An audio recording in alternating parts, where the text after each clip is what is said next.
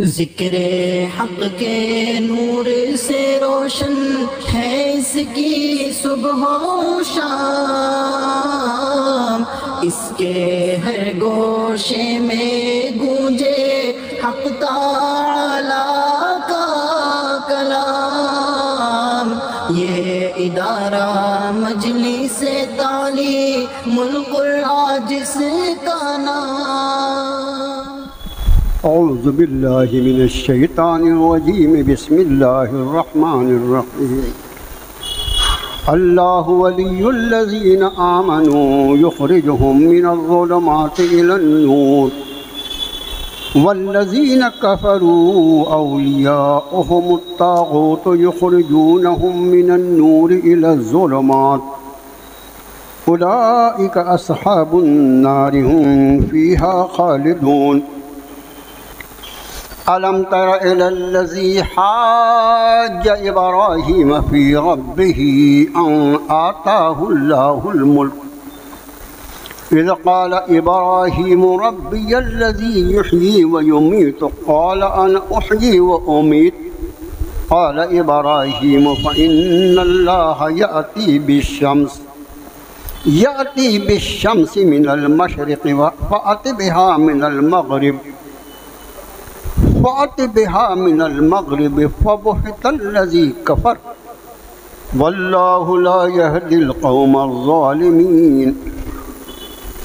أو كالذي مر على قرية وهي خاوية على عروشها قال أنى يحيي هذه الله بعد موتها فأماته الله 100 عام ثم بعثه قال كم لبثت؟ قال لبثت يوما أو بعد يوم قال بل لبثت 100 عام فانظر إلى طعامك وشرابك لم يتسنه وانظر إلى حمارك ولنجعلك آية للناس وانظر إلى العظام كيف ننشزها ثم نكسوها لحما فلما تبين له قال أعلم أن الله على كل شيء قدير۔ وإذ قال إبراهيم رب أرني كيف تحيي الموتى قال أولم تؤمن قال بلى ولكن ليطمئن قلبي قال فخذ 4 من الطير فصرهن إليك ثم اجعل على كل جبل منهن جزءا ثم ادعهن يأتينك سعيا واعلم أن الله عزيز حكيم۔ صدق اللہ العظیم۔ آمنت بما انزل اللہ من کتاب۔ قرآن پاک کے 3 پارے میں دوسری صورت شریفہ سورۃ البقرہ کا یہ 35واں رکوع جو 3 آیات بینات پر مشتمل ہے، اور اس کے ساتھ ہی 34ویں رکوع کی آخری آیت بھی ہم نے اس کے ساتھ پڑھ لیا۔ اس طرح 4 آیتوں کی تلاوت ہوئی، لیکن چاروں آیتیں جو ہیں وہ اپنے سائز کے اعتبار سے بڑھی ہیں۔ فرمایا اللہ ولی ہے ایمان والوں کا، وہ انہیں نکالتا ہے اندھیاریوں سے نور کی طرف، اور وہ لوگ جنہوں نے کفر کیا ان کے اولیاء طاغوت ہیں، وہ انہیں دھکیلتے ہیں نور سے اندھیاریوں کی طرف۔ یہ آگ والے ہیں، وہ اس میں ہمیشہ رہیں گے۔ کیا آپ نے نظر فرمائی اس شخص کے حال پر جو حضرت ابراہیم علیہ السلام سے حجت کر رہا تھا ان کے رب کے بارے میں، اس لیے کہ اسے اللہ نے ملک عطا فرمایا تھا۔ جب حضرت ابراہیم علیہ السلام نے فرمایا میرا رب وہ ہے جو زندہ کرتا ہے اور مارتا ہے، وہ کہنے لگا میں بھی جلاتا اور مارتا ہوں۔ حضرت ابراہیم علیہ السلام نے فرمایا بے شک میرا اللہ وہ ہے جو سورج کو مشرق سے لے آتا ہے، تم مغرب سے لاگے بتا دے۔ اس پر تو وہ انکاری شخص مبہوت ہو کے ششتر ہو کے رہ گیا، لاجواب ہو کے رہ گیا۔ اور اللہ ظالم قوم کو کبھی راستہ نہیں دکھاتا۔ یا اس شخص کا حال جس کا گزر ایک بستی پر ہوا اور وہ بستی اپنی چھتریوں کے بل گری پڑی ہوئی تھی۔ اس نے کہا کہ اللہ اس بستی کو اس کے مرنے کے بعد کیسے زندہ کرے گا؟ پھر اللہ نے اس شخص کو ہی موت دے دی۔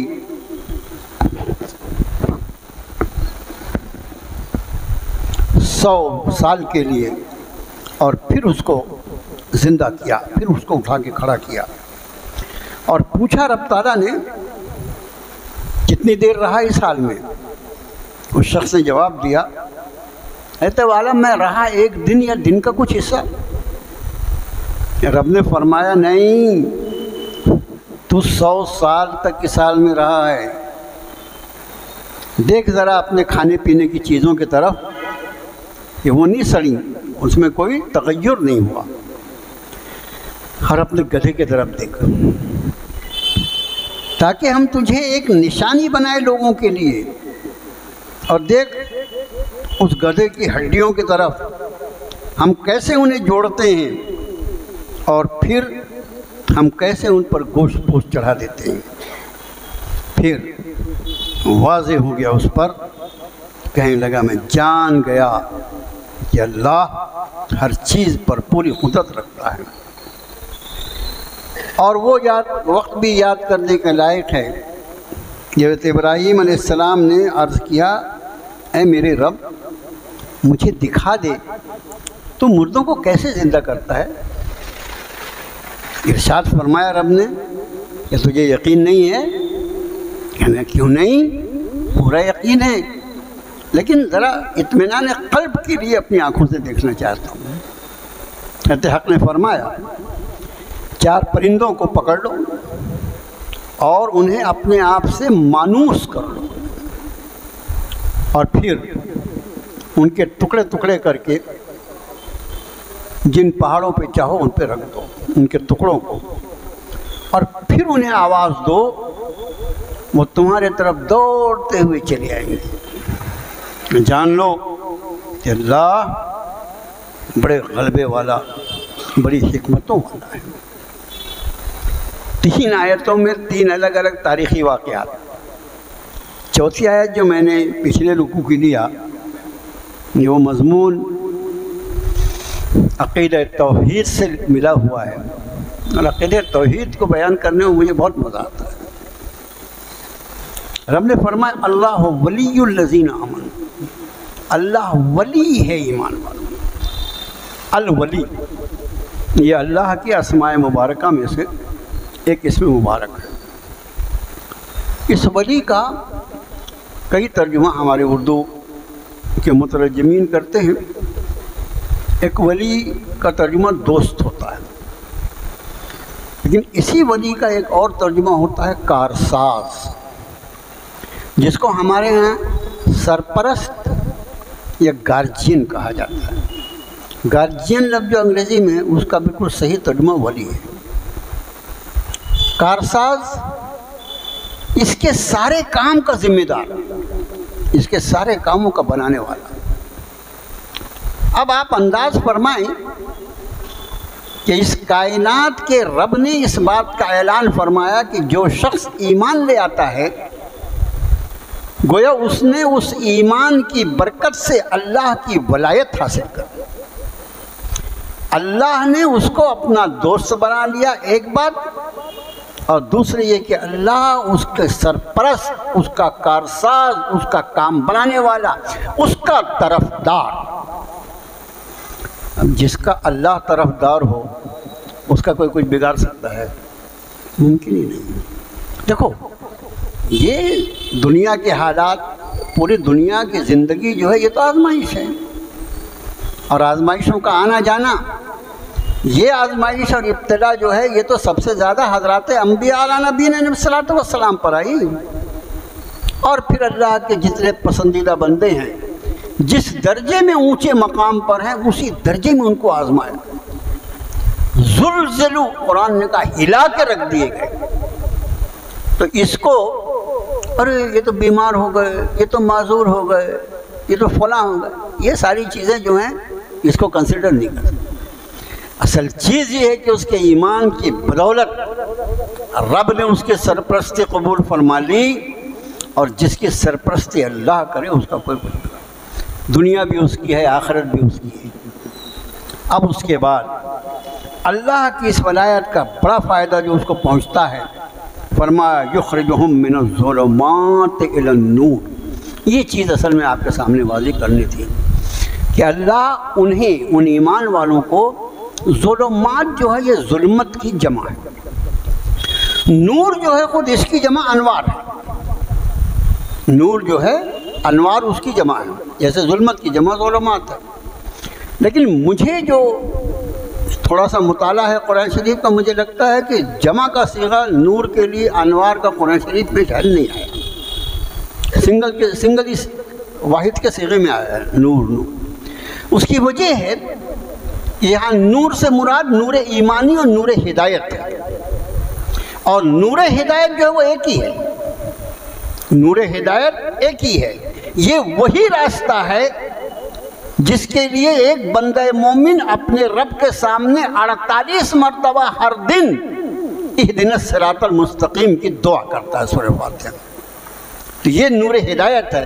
اب ظاہر ہے یہ تو ایک ہی ہے نا، وہ راستہ ان ربی علی صراط مستقیم، بے شک میرا رب صراط مستقیم کے ذریعے پایا جا سکتا ہے، میرے رب تک پہنچنے کا راستہ صراط مستقیم، اسی صراط مستقیم کی، یہ تو ایک ہی ہے، یہ نور ہدایت ہے۔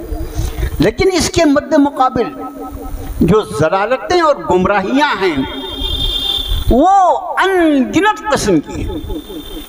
کوئی معاذ اللہ سرے سے اللہ کی ذات کا انکار کرتا، کوئی اللہ کی ذات کو مانتا اور اس کے ساتھ بے ان گنت شرک کے گناہ کرتا، کوئی اللہ کی طاقت اور قوت میں نہ جانے اس کی کتنی مخلوقات کو شریک قرار دیتا، کوئی بد نصیب اللہ کو معاذ اللہ صاحب اولا سمجھتا۔ کتنی قسم کی گمراہی، الگ الگ قسم کی۔ اب 33 کروڑ کو جو پوج رہے ہیں تو ان سے کوئی پوچھے 33 کروڑ کیا چیز ہوتی ہے؟ اس لیے گمراہیوں کا جب تذکرہ آیا تو وہ جمع کے صیغے ہمیں ظلمات، مختلف گمراہیاں کی شکلیں ہیں، لیکن نور ہدایت ایک ہے، اس لیے وہ سنگل آیا۔ اب اس کے بعد فرمایا اللہ ولی ہے ایمان والوں کا، وہ انہیں ساری ضلالتوں اور گمراہیوں سے کی اندھیاروں سے نکال کر نور ہدایت کی طرف ان کی رہنمائی فرماتا ہے۔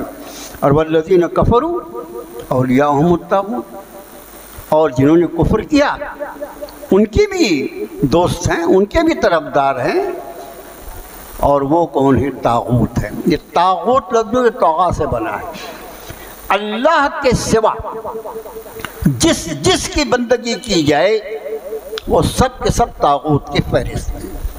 وہ بت بھی ہو سکتا ہے، وہ قبر بھی ہو سکتی ہے، وہ کسی انسان کی شخصیت بھی ہو سکتی ہے، وہ ہمارا نفس بھی ہو سکتا ہے، ہماری من چاہی خواہشات بھی ہو سکتی ہے، سب کے سب طاغوت۔ ایک لفظ استعمال ہوا طاغوت، اللہ کو چھوڑ کر جن کی بندگی اختیار کیا جائے وہ سب کو ملا کر سب کے لیے لفظ طاغوت استعمال ہوا۔ اب اس کے بعد فرمایا یخرجونہم من النور الی الظلمات، پھر نور واحد کے صیغے میں آیا۔ یہ طاغوت، یہ اللہ کے راہ سے بھٹکا دینے والی طاقتیں اور قوتیں، وہ چاہے شیطان ہوں یا اس کے اور دوسرے چیلے ہوں، یہ سب کے سب نور ہدایت سے نکال کر اپنے ماننے والوں کو ضلالت اور گمراہی کے اندھیاریوں میں ڈھکیل دیتے ہیں۔ فرمایا اولئک اصحاب النار، اور جو اللہ پر ایمان سے ہٹا، فرمایا یہ آگ والے ہیں، ہم فیہا خالدون، اور اس کفر کی سزا خلود جہنم۔ یہ خالدون لفظ بہت خطرناک، ہمیشہ ہمیشہ کے لیے ان کو جہنم۔ یہ ایک وہ ہے جو پچھلے رکوع۔ اب فرمایا الم تر الی الذی حاج ابراہیم فی ربہ ان آتاہ اللہ، کیا آپ نے دیکھا ہے نبی صلی اللہ علیہ وسلم اس شخص کا حال کہ جس نے حضرت ابراہیم سے ان کے رب کے بارے میں حجت بحث مباحثہ کیا، اس لیے کہ اللہ نے اسے بادشاہ عطا فرمائی۔ کئی مضمون ہیں اس میں۔ اب یہ کون ہے؟ ہمارے مفسرین فرماتے ہیں یہ نمرود ہے۔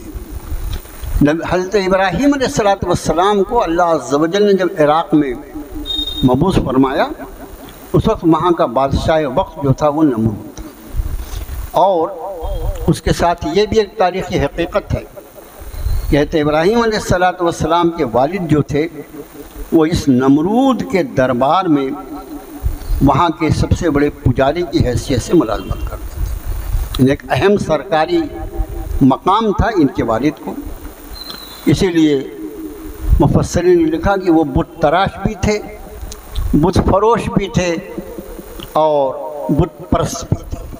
تین بت تراش، جب تراشا تو بکنا بھی تو چاہیے نا، وہ تو بکنے کا مال ہو گیا نا، وہ بیچنے والے بھی تھے، فروش بھی تھے اور اس کی پرستش بھی کرتے تھے۔ بلکہ یہ کہا جا سکتا ہے کہ نمرود کی اسٹیٹ میں اس کی حکومت میں یہ سب سے بڑے پجاری تھے، یہ کہنے میں کوئی حرج نہیں۔ بعض مفسرین نے یہ بھی لکھا۔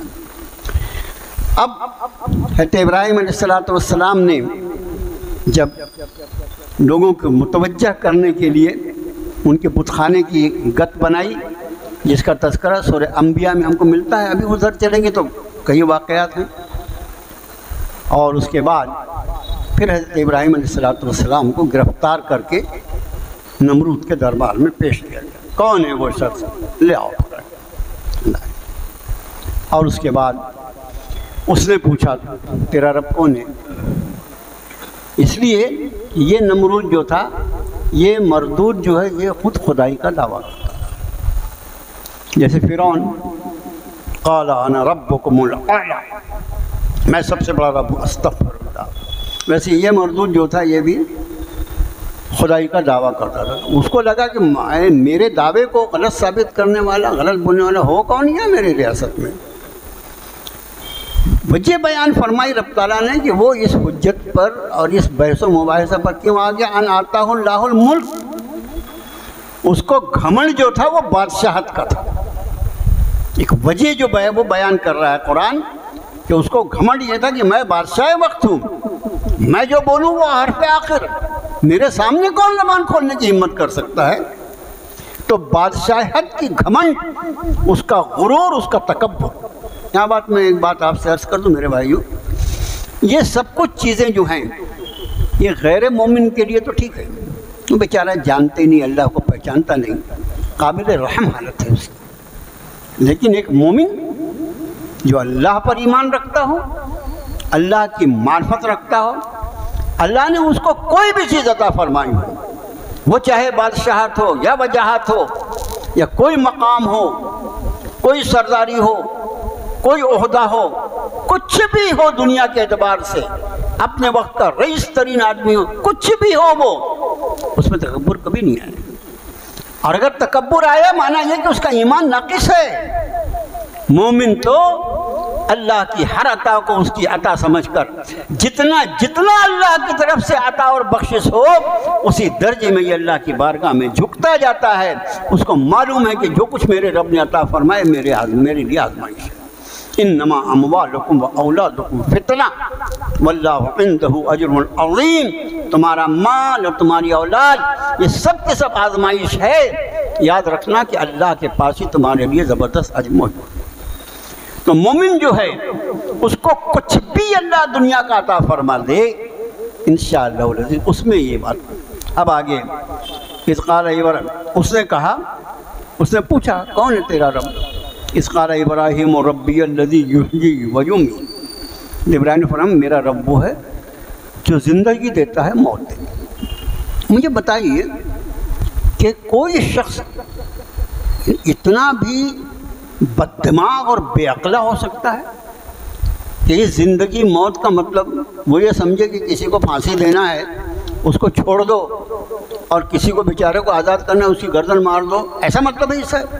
ارے وہ زندگی اور موت جو صرف انسان کے لیے تھوڑی، کائنات کے ایک ایک جز کو جو زندگی حاصل ہے وہ میرے اللہ کی دی ہوئی ہے، اور ہر چیز پر جو اس کا فنا کا فیصلہ ہوتا ہے وہ میرے اللہ کی طرف، یہ مانا تھا۔ لیکن ایسا لگتا ہے تاریخ اگر دیکھا جائے، بہت سارے بادشاہوں کی تاریخ پڑھنے کو ملتی ہے تفسیروں میں، تو ایسا لگتا ہے کہ عموماً جو ہوتے ہیں وہ زیادہ اوپر جاتے جاتے ان کی عقل ہی ماری جاتی ہے۔ حضرت ابراہیم علیہ السلام فرما رہے ہیں کہ میرا رب وہ ہے جو یحیی و یمیت، جو زندہ کرتا ہے اور مارتا ہے، جو زندگی دیتا ہے اور موت دیتا ہے۔ مفسرین فرماتے ہیں ایسا اس کو تو اپنا رب مانتا ہے۔ دو لوگوں کو بلایا اس نے جیل خانے سے، ایک شخص کو کہا اس کو میں نے پھانسی کی سزا دیا ہے، جا میں نے تجھ کو زندگی دے دی، آزاد کر دیا کہ بندے میں نے تجھ کو زندگی دے دی۔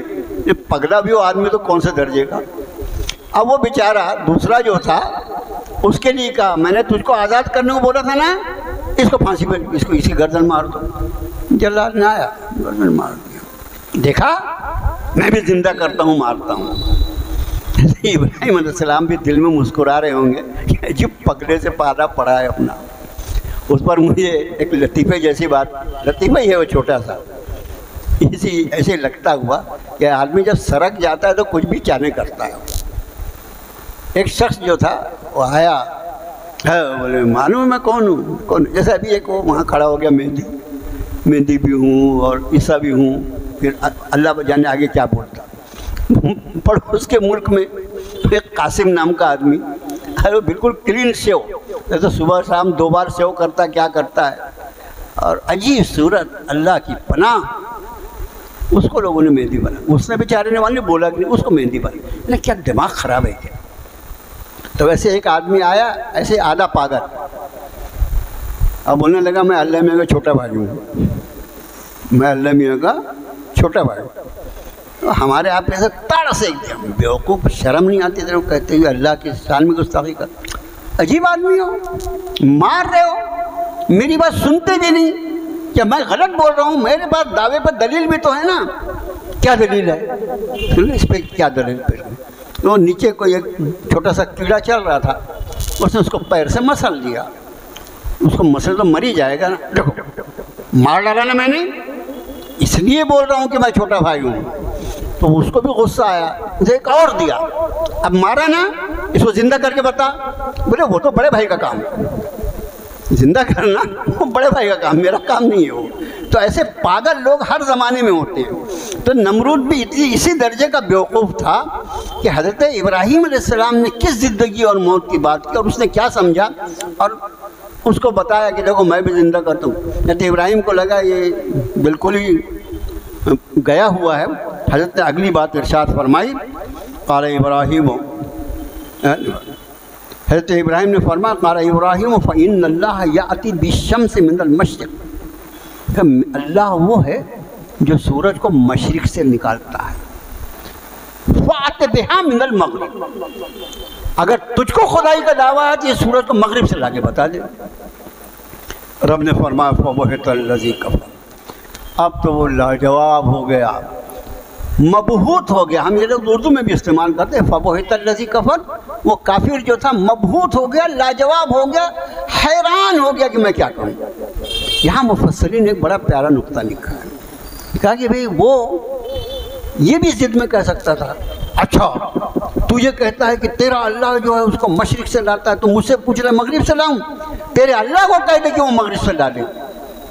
مفسرین لکھتے ہیں کہ اگر وہ ایسا کہتا، حضرت ابراہیم تو اللہ کے نبی تھے نا، اللہ کے خلیل تھے نا، اگر وہ ایسا کرتا تو رب کائنات کو کیا ادھر سے لانا کیا ادھر سے لانا، اللہ تعالیٰ اس کو مغرب سے بھی طلوع فرما دیتے سورج کو، لیکن اس کا نتیجہ یہ ہوتا کہ اس کی پوری حکومت الٹ جاتی۔ اس کو اتنی عقل تھی کہ اگر میں نے اس کو بولا کہ اگر اللہ تیرا کوئی اللہ ہے معاذ اللہ جیسا تو کہتا ہے، اس کو تو سمجھ میں نہیں آ رہی ہے، اس کو کہے کہ مغرب سے لا، اللہ اس کو مغرب سے نکالتا، اس کی پوری سلطنت فنا ہو کے رہ جاتی۔ اس لیے پورا مجمع جو وہاں موجود تھا دربار میں سب کا سب حضرت ابراہیم پر ایمان لاتا۔ اس نے سوچا یہ غلطی نہیں کرنا چاہیے، خاموش ہو گیا، لاجواب ہو گیا۔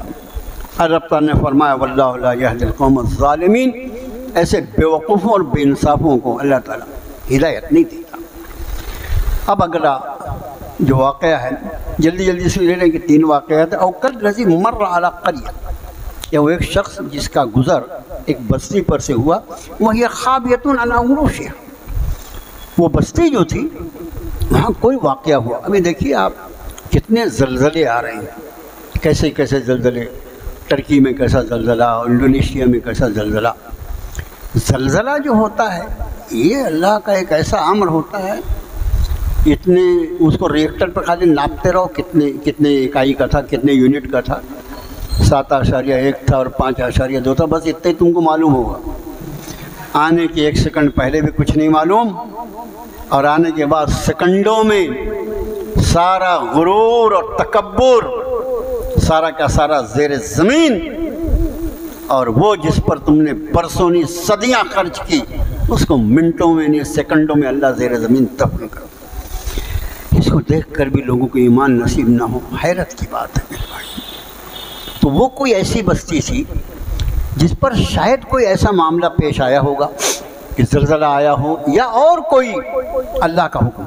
اس بستی کی حالت یہ تھی کہ وہی خاویۃ علی عروشہا، وہ اپنی چھتوں کے پر، یعنی مکان جتنے تھے اس بستی کے سب گرے ہوئے تھے۔ اب ظاہر ہے جب بستی کی پوری مکانات منہدم ہو گئے تو وہاں کے لوگ بھی تو سب مر کے پڑے ہوں گے نا، اور ان کے جو لاشیں بھی ہوں گی، وہ خدا جانے اس واقعے کو کتنا دن ہوا تھا، ان کی پنجر ہوں گے ہڈیوں کے، یا کچھ سڑی گلی لاشیں ہوں گی، اللہ جانتا ہے، اس کی کوئی تفسیر ہمارے پاس نہیں۔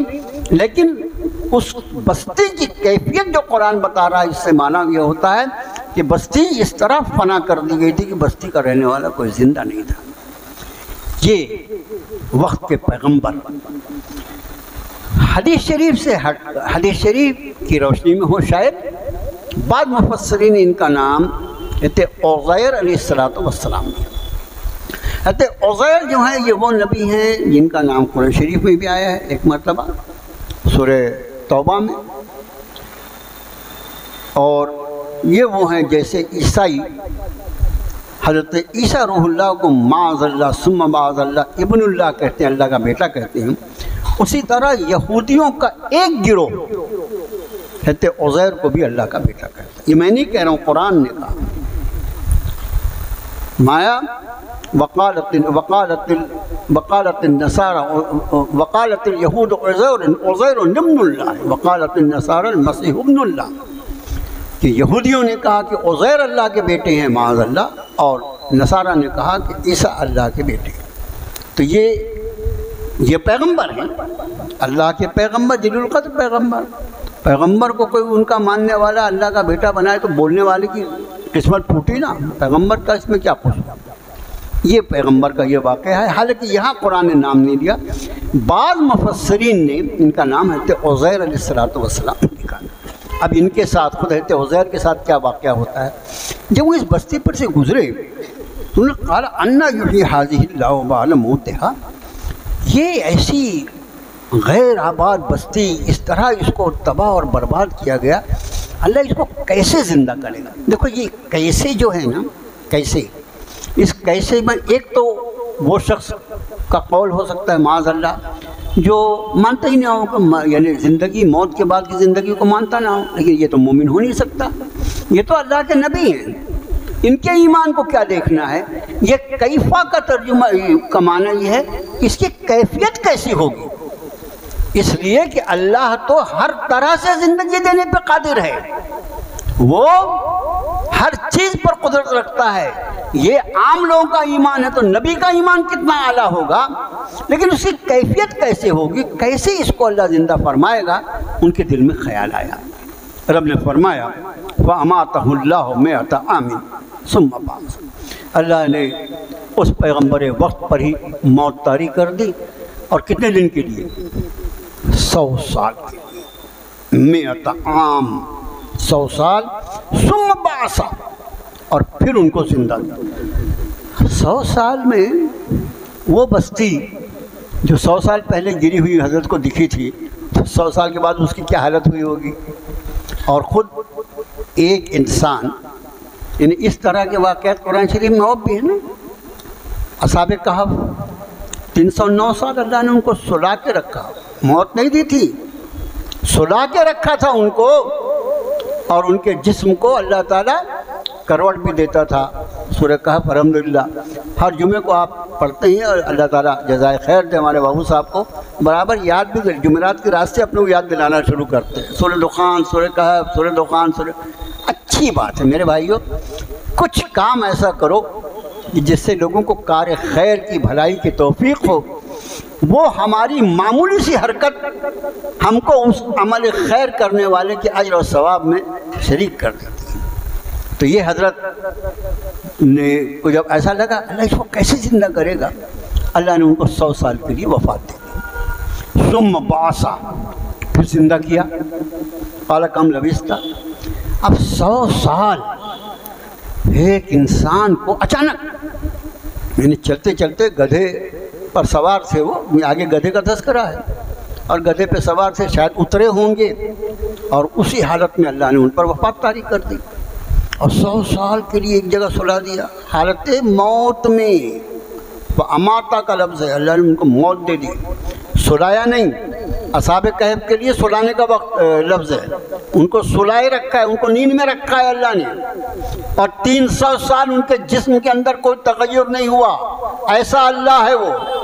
ये हज़रत उज़ैर को 100 साल तक हालत वफ़ात में रखता है अल्लाह, और उनके जिस्म में कोई तगय्युर नहीं। अल्लाह क़ादिर मुतलक़ है, फ़अ्आलुल लिमा युरीद, जो इरादा फरमा ले वो कर गुजरने वाला, जो चाहे वो कर सकता है। ऐसे अल्लाह पर ईमान रखने वाले मोमिन की नाउमीदी की कैफियत नहीं, नहीं, नहीं, ये मुमकिन नहीं मेरे भाइयों। हमारे ईमान की कमजोरी है, आजमाइशें हो सकती हैं, दिल का अय्यामुन नुदाविलुहा बैनन नास, यह दिन है हम लोगों के दरमियान अदल बदल करते रहते हैं, लेकिन ऐसे क़ुव्वत और ताकत वाले अल्लाह का बंदा होकर कोई मायूस और नाउम्मीद हो जाए, ला तक़नतू मिन रहमतिल्लाह, अल्लाह के रहमत से कभी नाउम्मीद नहीं। 100 साल के बाद हज़रत को जिंदा किया और पूछा क़ाल कम लबिस्ता, कितने देर रहे, कितना रहे? क़ाल लबिस्ता यौमन औ बाद यौम। हज़रत को 100 साल के बाद उठाया, उनको ऐसा लगा थोड़ी देर सोकर उठा हूँ। जवाब में उन्होंने क्या फरमाया? यौमन, एक दिन, औ बाज़ यौम, शायद पूरा दिन भी नहीं, दिन का कुछ हिस्सा। बाज़ यौम का मतलब क्या होता है? दिन का कुछ हिस्सा। इतने फरमाया क़ाल बल लबिस्ता मिअता आमिन, रब ने फरमाया नहीं, तुम 100 साल इस कैफियत में रहे हो, तुमको जो मैंने मौत दी थी 100 साल तुमको मैंने मुर्दा रखा है। फंजुर इला तामिक व शराबिक लम यतसन्ना, देखो अपने खाने और पीने की चीज़ों की तरफ। अब ज़ाहिर जब हज़रत चले होंगे सफ़र पे, तो उस वक्त भी और आम तौर से हदीस शरीफ में ये इरशाद मौजूद है कि मुसाफिर को चाहिए कि अपना तोशा साथ में ले लें। आप अंदाज़ फरमाएँ 1500 साल पहले जनाब रसूलुल्लाह सल्लल्लाहु अलैहि वसल्लम फरमा रहे हैं कि मुसाफिर को अपना तोशा ले लेना चाहिए। इसका दूसरा माना क्या है? बाहर चरने से मना किया है। स्टेशन पे लेके कोई सड़ा गला खा लेगा, फूड पॉइजनिंग हो जाएगी, परेशानी हो जाएगी। सरकार फरमाते हैं अपनी खाने पीने की जो भी चीज़ें मैसर हो साथ लेके चला करो सफ़र में, ठीक है। अब हजरत भी जब चले थे, गधे पर सवार थे, और 2-4-8 दिन का खाना, जो भी खाना उस वक्त होगा, सत्तू हो और रोटियां हों, जो भी हो, और पानी, जो उस वक्त जो छागल रहती थी वो पानी था उस पर। रब ने फरमाया अपने खाने और पीने की तरफ देख, लम यतसन्ना, खाना कितने दिन रहता है? खाना फ्रिज में रखा हुआ नहीं। अपन लोग तो सड़ा खाने की आदत पड़ गई अपने, जितनी हाई फाई होटल रहेगी उतने दिन का सड़ा हुआ खाना रहता है। लेकिन हमारा मिजाज है, अच्छा घर में खाना पकता है तो वो जाके वो फास्ट फूड खाता है, अपनी ऐसी सेहत का सत्यानाश कराता है। ये सब आदतें नहीं होना चाहिए। देखो ज़रूरत एक अलग चीज़ है, भाई आदमी कहीं निकला है, भूख लग गई, कहीं थोड़ा सा फ्रूट लेके खा लिया, बिस्किट खा लिया, कुछ ये हो। लेकिन ये कि आदमी आदी हो जाए बाहर चरने का, ये मुनासिब शराफत के ख़िलाफ़ है भाई। तो जो भी کچھ ان کے پاس کھانا رہا ہوگا، تھوڑا بہت پانی۔ 100 سال تک وہ کھانا پانی، رب تعالیٰ فرماتے ہیں دیکھ اس کے طرف، لم یتسنہ، 100 سال تک میں نے تیرے کھانے اور پانی کو محفوظ رکھا ہے۔ وانظر الی حمارک، اور اپنے گدھے کی طرف دیکھ۔ گدھا جو ہوتا ہے اس کی ایسی ایوریج عمر جو ہے بعض لوگ بتاتے ہیں 30 سال ہوتی ہے، 25-30 سال۔ یہ کوئی تحقیق نہیں، اور میں کوئی اس کا جانوروں کا ڈاکٹر واکٹر نہیں ہوئی، اپن تو چھوٹے سے آدمی ہیں۔ ایسا کہا جاتا ہے کہ 25-30 سال اس کی ایوریج عمر ہوتی ہے۔ وہ گدھا مر کے سڑ کے خالی ہڈیاں اس کی بچی تھیں، 100 سال کا زندہ۔ اگر 30 سال 40 سال کا بھی رہتا ہو تو 100 سال گزرے نا، کیسے رہے گا وہ؟ تو جو چیز کچھ دن رہ سکتی تھی اس کو پوری طرح اللہ نے ضائع فرما دیا، اور جو چیز دن 2 دن میں خراب ہو سکتی تھی، کھانا پینے کی چیزیں، اس کو اللہ نے 100 سال تک محفوظ رکھا۔ ایسا اللہ ولی الذین آمنوا، ایمان والوں کا ولی ہوتا ہے۔ پھر فرمایا وَلِنَجْعَلَكَ آیَةً لِلنَّاسِ، اصل میں ہم تجھ کو لوگوں کے لیے نشانی بنانا چاہتے ہیں۔ وَانظُرْ إِلَى الْعِظَامِ كَيْفَ نُنشِزُهَا، دیکھ اس کی ہڈیوں کی طرف۔ وہ جو گدھا ہے اس کا جو ڈھانچہ پڑا ہوا ہے نا، اس کی ہڈیوں کی طرف دیکھ۔ كَيْفَ نُنشِزُهَا، نُنشِزُهَا اس لیے آیا کہ ہڈیاں بھی سب 100 سال ہو گئے تھے نا، تو ہڈیاں بھی ٹکڑے ہو کے ادھر ادھر ہو گئی تھی۔ ایک ڈھانچہ وہ ہوتا ہے کہ ابھی اس کا چمڑا نکال لیے، گوشت نکال لیے، اور اس کو جو کٹوں ڈھانٹا، پورا ڈھانچہ ایک دوسرے میں جڑا ہوا، ایسی کیفیت میں تھوڑی تھا، وہ ہڈیاں کو ٹکڑا ہو گیا تھا۔ اس لیے رب نے فرمایا دیکھ ننشزھا، ہم کیسے اس کو جوڑتے ہیں، ثم نکسوہ لحما، اور پھر ہم اس کے اوپر اپنے اس پر گوشت چڑھاتے ہیں۔ اب حضرت دیکھ ہی رہے تھے اس کی طرف، رب تعالیٰ کا معاملہ یہ ہے، کن فیکون والے اللہ ہیں وہ۔ حضرت عزیر دیکھ ہی رہے تھے، ان کے دیکھتے دیکھتے ساری ہڈیاں ہلی، ہڈیاں مل گئیں، ہڈیاں مل کے اس پر گوشت اللہ نے چڑھا دیا، اس پر سر کر کے پورا اس کا چمڑا چڑھ گیا، اور گدھا کھڑے ہو کر ڈھیچو ڈھیچو بولنے لگا۔ حضرت دیکھ ہی رہے اس کو، یہ سارا کام منٹوں میں، آج اب اس وقت منٹ اور سیکنڈ منٹوں میں ہوا، بس وہ دیکھتے رہے، اور کیا ہو گیا۔ رب تعالیٰ نے فرمایا فلما تبین لہ، واضح ہو گیا ان پر، قال اعلم ان اللہ علی کل شیء قدیر، جان گیا اللہ ہر چیز پر قدرت۔ میں یہ سوچ رہا تھا کہ کیسے اللہ زندہ کرے گا، میرے سامنے میرے اللہ نے اس گدھے کو زندہ کر کے بتا دیا، میں سمجھ گیا کہ اللہ کیسے زندہ کرے گا۔ اگلا حصہ جو ہے پھر حضرت ابراہیم علیہ السلام کا ایک واقعہ، وَإِذْ قَالَ إِبْرَاهِيمُ رَبِّ أَرِنِي كَيْفَ تُحْيِي الْمَوْتَىٰ، حضرت ابراہیم نے عرض کیا پروردگارا مجھے بتا دے، دکھا دے، ارینی دکھا دے۔ دیکھنے کے لیے قرآن شریف میں 3 لفظ، نظرہ بصرہ را، 3 لفظ آئے ہیں، نظرہ بصرہ اور رعا۔ ارأیت الذی رعا ہے۔ حضرت ابراہیم دعا کرتے ہیں رب ارنی، اے رب میرے مجھے دکھا دے، کیف تحیی الموتیٰ، تو مردوں کو کیسے زندہ کرے گا، کیسے زندہ کرتا ہے، دونوں ترجمہ کر سکتے ہیں۔ قال ولم تؤمن، یہ رب تعالیٰ نے جو پوچھا، یہ اللہ عالم الغیب ہے، اس کو سب معلوم ہے کون کیا سوال کس لیے کر رہا ہے۔ یہ ہمارے لیے رب نے پوچھا، اگر یہ حصہ نہ ہوتا تو شاید کسی پڑھنے والے کو شک ہوتا، معاذ اللہ ثم معاذ اللہ، حضرت ابراہیم کے بارے میں ان کو یقین نہیں تھا کیا کہ اللہ تعالیٰ کیسے زندہ کرے گا، اس لیے رب تعالیٰ نے پوچھا اولم تؤمن، کیا تجھے یقین نہیں ہے؟ قال بلا، نے فرمایا کیوں نہیں، حضور والا پورا اچھا سارے ایمان والے، جتنے ایمان والے حضرت آدم علیہ السلام کی امت سے لے کر نبی کریم صلی اللہ علیہ وسلم کی امت کے آخری فرد تک جتنے ایمان والے ہوں گے، ان سب کے ایمان کا سبب کون بنا؟ حضرات انبیاء۔ خود نبی کا ایمان کیسا ہوتا ہو، یہ اس کے بعد بھی اللہ تعالیٰ کا معاملہ ہے میرے بھائی، نبی سے زیادہ اعلیٰ ترین اور اکمل ترین ایمان کسی کا ہو ہی نہیں سکتا۔ اس کے بعد بھی اللہ کا کوئی ایسا غیبی نظام ہے کہ کچھ چیزیں جیسے شب معراج میں نبی کریم صلی اللہ علیہ وآلہ وسلم کو جنت اور جہنم کی سیر کروا، روحوں سے ملاقات کروا، عالم بالا کا سفر کروا۔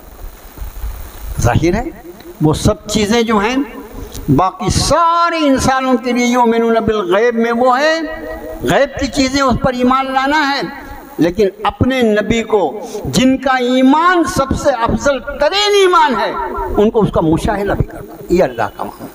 حضرت ابراہیم نے فرمایا قال بلا، میں بھلا کیوں نہیں پروردگارا، ولکن لیطمئن قلبی، میں اصل میں اپنی آنکھوں سے دیکھ کر میرے قلب کو اطمینان ہو جائے۔ ایسے زندہ کرے گا اللہ، کیسے زندہ کرے گا؟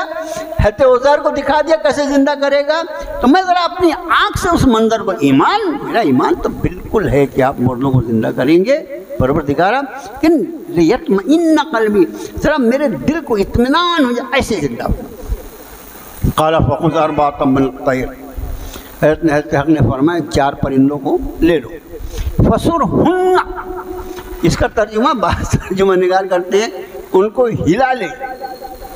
اب ہلانا ایک جو لفظ ہے اپنا، ہلانا کا مطلب ہوتا ہے خود سے مانوس کر لینا، ایسا نہیں کہ پرندوں کو پکڑ لو ایسے ایسے ہلانا، یہ ہلانا نہیں۔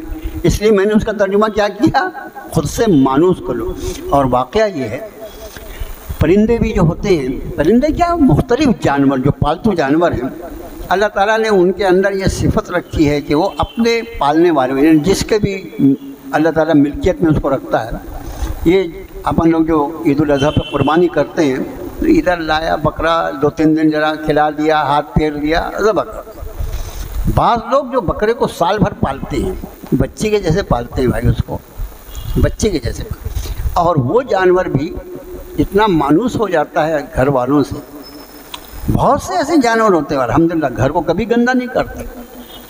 میں نے میرے گھر کے پڑوس میں ایک صاحب تھے، لاولد تھے، اب بچے نہیں ہیں تو کسی کے بچے بھی لگے، لیکن ان کو اللہ نے یہ شوق دیا تھا وہ بکرے پالتے تھے اور خصی کر کے، اور پھر وہ بکرے بھی ایسا مطلب سال 2 سال 3 سال میں ایسے ہو جاتے تھے کہ ان سے چلنا نہیں ہوتا تھا۔ جب وہ فجر کی نماز کے بعد تھوڑی دیر کے لیے باہر چھوڑتے تھے ہماری مسجد سامنے، ہم لوگ خالی وہ بکروں کو دیکھنے کے لیے کھڑے رہتے تھے، عجیب و غریب بکرے اور اتنے مانوس۔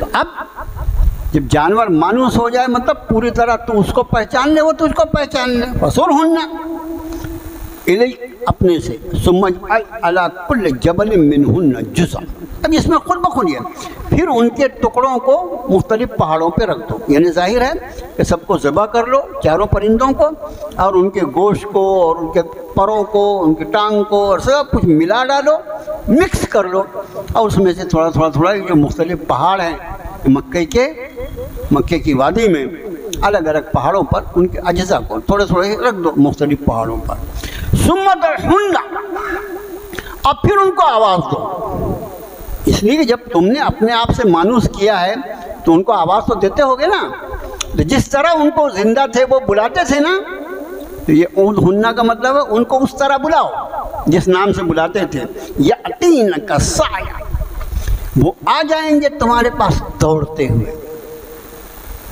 مفسرین نے بڑا ایک نقطہ یہاں، پرندے تھے نا، اڑتے ہوئے آنا چاہیے، رب نے فرمایا دوڑتے ہوئے آئیں گے۔ اب حضرت ابراہیم علیہ السلام نے حضرت حق کے ارشاد کے مطابق ان کے ٹکڑے ٹکڑے کیے 4 پرندوں کے، ان کو مکس کیا اور تھوڑے تھوڑے ٹکڑے الگ الگ پہاڑوں میں رکھ دیے، اور پھر جیسا رب کا حکم تھا آواز دیا۔ تو اب آواز جب دیا تو ظاہر ہے مختلف پرندوں کے مختلف اجزاء مختلف حصوں پہ رکھے ہوئے تھے، وہ سارے حصے فضا میں بلند ہوئے اور سارے ایک دوسرے سے مکس ہوئے، اور اللہ نے سارے پرندوں کو زندہ کر کے وہ سب کے سب چلتے ہوئے حضرت ابراہیم علیہ السلام کی خدمت میں آتے۔